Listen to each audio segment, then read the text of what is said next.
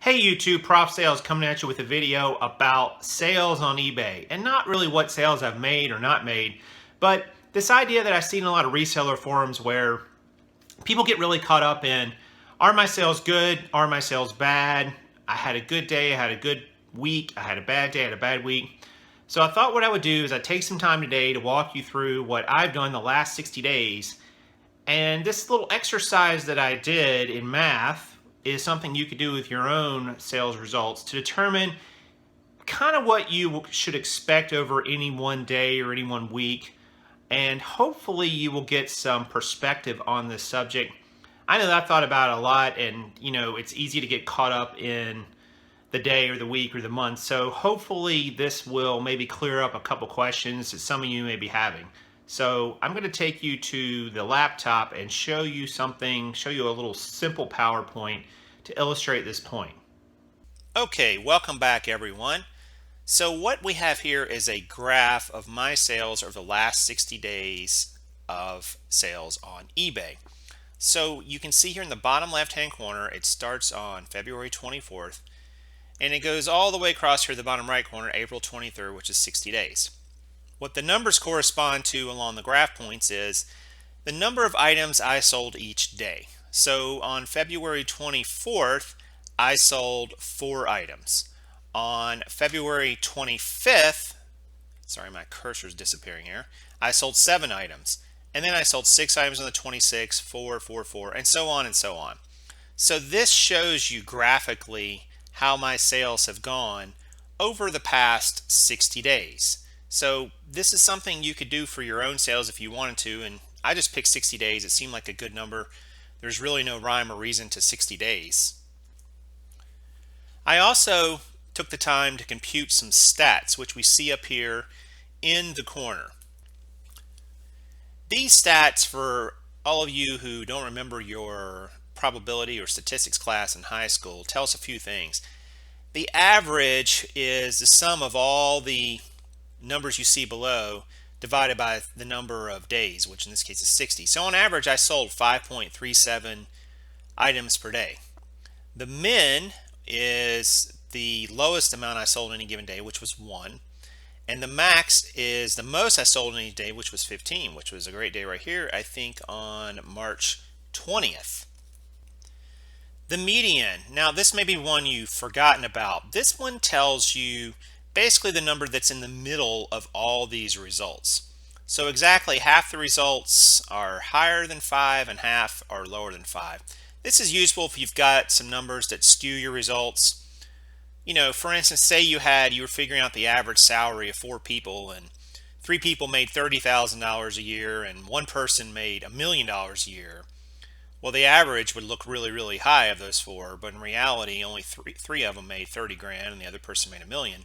The median in that case would be 30,000 actually, which would give you a more true representation. So median is a good way to kind of smooth out when you've got huge results at one end of the spectrum or the other. So it's a little bit more useful, I think, than average. So the last number is kind of the one that I think is the most important. Might be the one you're a little less familiar with.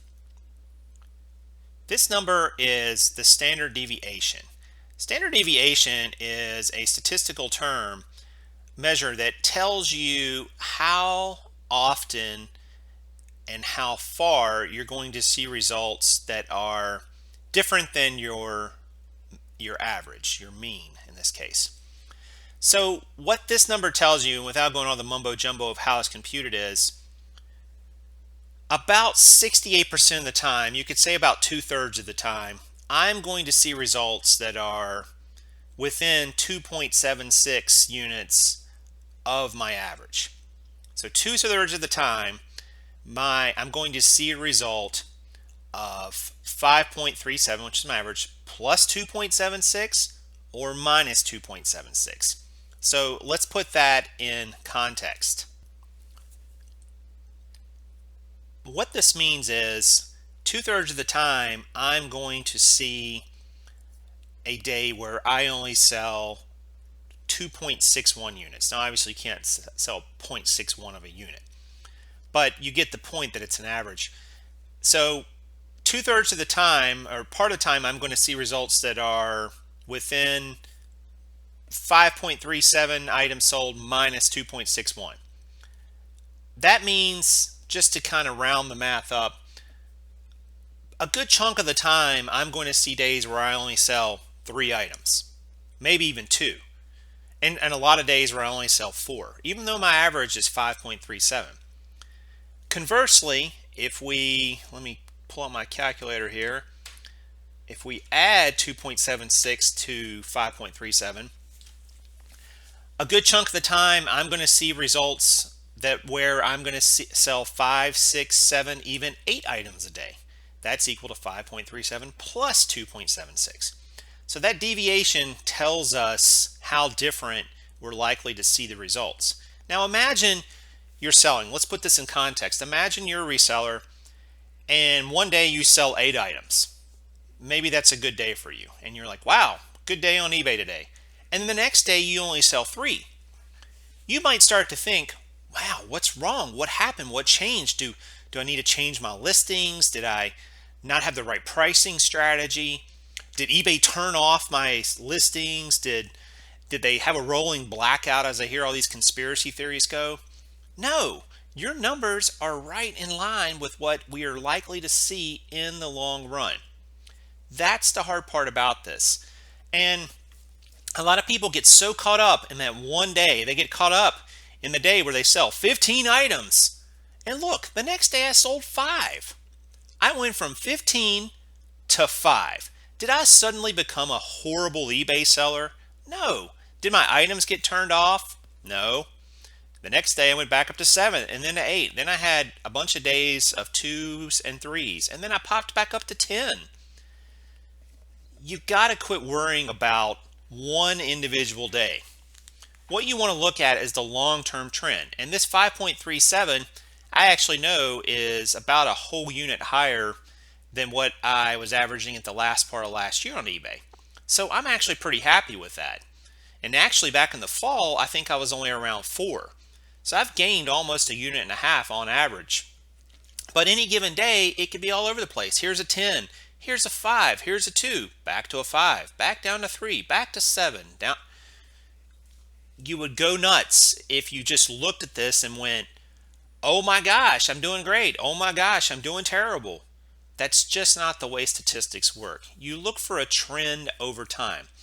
Now, remember I said that on average, my results are going to be somewhere around 3 units sold to about 8 units.